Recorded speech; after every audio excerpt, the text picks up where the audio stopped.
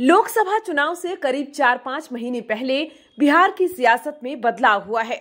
JDU राष्ट्रीय कार्यकारिणी की दिल्ली बैठक के दौरान ललन सिंह ने पार्टी अध्यक्ष पद से इस्तीफा दे दिया। उनके पार्टी अध्यक्ष पद से इस्तीफा दिए जाने के फैसले पर खुद ललन सिंह ने कहा कि लोकसभा चुनाव लड़ने के लिए मुंगेर क्षेत्र में सक्रियता बढ़ाने की वजह से उन्होंने ये कदम उठाया है। हालांकि उनके इस्तीफे की अटकलें पिछले कुछ दिनों से लगातार लगाई जा रही थी। जेडीयू अध्यक्ष पद से ललन सिंह के इस्तीफे के बाद अब सवाल उठ रहे हैं कि लोकसभा चुनाव से पहले नीतीश कुमार की क्या कुछ रणनीति होगी।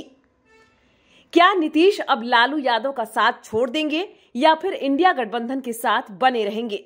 दरअसल पिछले एक पखवाड़े से बिहार के सियासी गलियारों में सरगर्मी की ये बड़ी वजह रही कि राज्य की सत्तारूढ़ दल जेडीयू में टूट की खबर आ रही थी।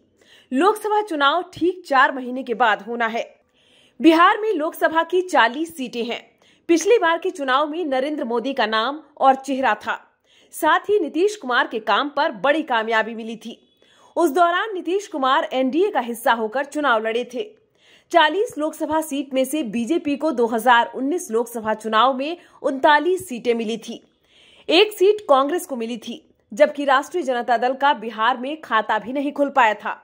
उसके बाद नीतीश कुमार ने बीजेपी को झटका दिया और इस साल अगस्त के महीने में बीजेपी को अलग छोड़कर आरजेडी के साथ नई दोस्ती की।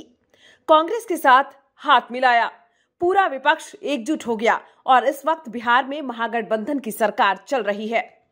अब जबकि लोकसभा चुनाव बिल्कुल सिर पर है और जेडीयू अध्यक्ष पद से इस्तीफा देने वाले ललन सिंह उनकी कार्यशैली, बॉडी लैंग्वेज और कार्यकर्ताओं के साथ उनका बेरुखा व्यवहार, ये सब ध्यान में रखकर नीतीश कुमार ने संगठन में बड़ा बदलाव करने की ठानी।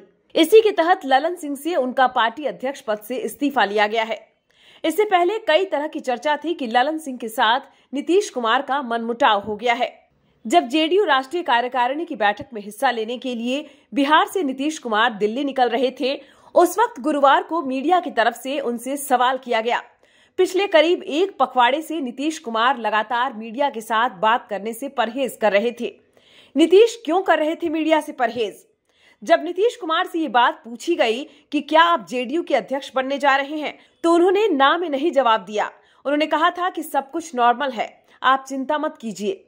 जिस तरह से उनका गोल मटोल जवाब था, साथ ही उनके 2-3 मंत्रिमंडलीय विश्वस्त सहयोगी अशोक चौधरी, विजय चौधरी और संजय झा उनके साथ वे दिल्ली पहुंचे थे। साथ ही उनके 2-3 मंत्रिमंडलीय विश्वस्त सहयोगी अशोक चौधरी, विजय चौधरी और संजय झा उनके साथ वे दिल्ली पहुंचे थे।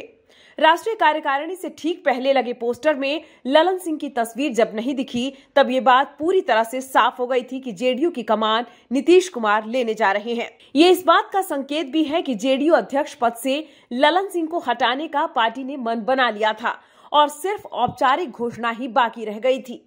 सच्चाई ये है कि नीतीश के हाथ एक बार फिर से पार्टी की बागडोर आ गई है। पहले भी वे पार्टी के राष्ट्रीय अध्यक्ष रह चुके हैं। हालांकि एक बात गौर करने वाली है और वो ये कि 3 महीने पहले से ही नीतीश कुमार पार्टी संगठन का सारा काम खुद संभाल रहे थे।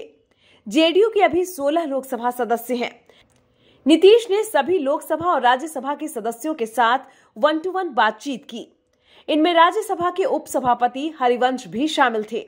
हरिवंश के बारे में कहा जा रहा था कि उनकी बीजेपी से नजदीकी हो गई है, लेकिन वे पार्टी के बुलावे पर आए और नीतीश कुमार के साथ मुलाकात की।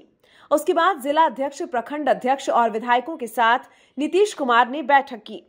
किसी भी इन बैठकों में ललन सिंह मौजूद नहीं रहे। इससे पहले एक बार नीतीश कुमार के आवास पर बैठक के दौरान ललन सिंह और अशोक चौधरी दर्जनों पार्टी नेताओं के साथ जिला अध्यक्षों के सामने आपस में भिड़ गए। उसके बाद नीतीश कुमार ने अशोक चौधरी को ज्यादा वेट दिया। कुल मिलाकर ऐसा लगता है कि ललन सिंह को लगातार पार्टी से किनारे करने की कोशिश हो रही थी। उसका ये परिणाम था कि अध्यक्ष बदला गया और नीतीश ने खुद जेडीयू की कमान अपने हाथों में ले ली।